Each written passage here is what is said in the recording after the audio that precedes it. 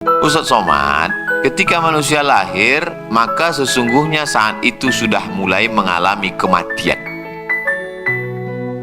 Bingung saya mendengarnya. Yang ngasih tahu itu dokter.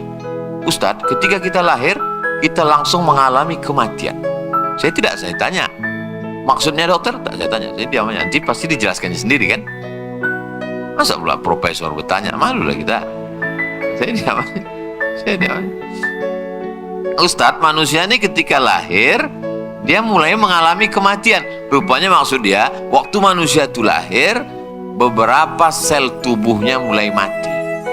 Cuma bedanya, satu sel mati, tumbuh 100. Anak-anak lahir itu lahir, mati selnya 1, tumbuh 100. Sampai umurnya 40. Setelah umur 40, terbalik.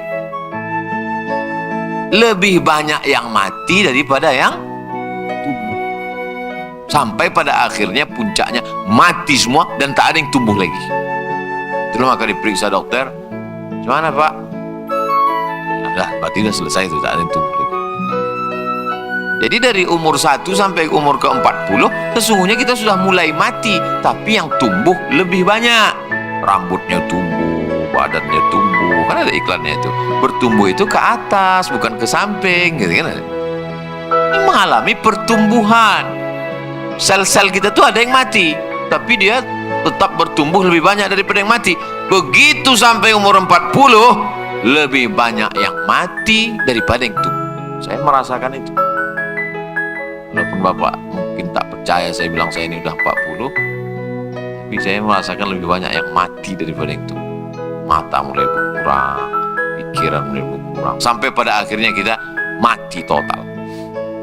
Apakah kita mati itu mati hilang? Enggak, mati itu tidak hilang. Kita tetap ada. Jasad ini saja yang habis, tapi ruh kita tetap ada. Karena kalau ruh tak ada, untuk apalah kita ila hadratin nabi, ila almarhum, ila syekhulan, ila tak ada, untuk apa? Itu menunjukkan bahwa kita tak mati. Di alam roh hidup, di alam rahim hidup, di alam dunia hidup, di alam barzah hidup, di alam akhirat hidup. 5 alam: alam rahim, alam ruh, alam rahim, alam dunia, alam barzah, alam akhirat. Kalau ada nanti yang menambah-nambah alam mahsyar, alam itu tergantung pembagian. Alam mahsyar dianggapnya nanti di malam surga, dibaginya lagi mahsyar. Akhirat tuh sudah masuk mahsyar, surga dan neraka.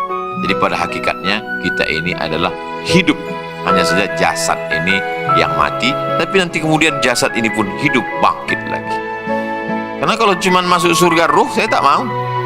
Masuk surga ruh itu kan dia mimpi itu. Makanya disebutkan surga itu nanti kita masuk ke dalamnya ada air, jannatin, kebun-kebun, tajri min tahtihal anhar, mengalir air-air. Yang namanya kebun-kebun rindang, kenapa surga itu disebut kebun? Supaya cahaya matahari tak sampai ke bawah, tertahan oleh daun-daun di kebun yang cantik itu. Yang namanya kepanasan, kedinginan, itu yang mengalaminya itu jasad, bukan ruh. Dan sebab itu kita masuk surga itu ruh bersama dengan jasad, hidup dia balik. Sulitkah bagi Allah menghidupkan jasad ini lagi? Innama amruhu iza arada syai'an ayyakula lahu kun fayakun. Hidup kita balik menghadap Allah.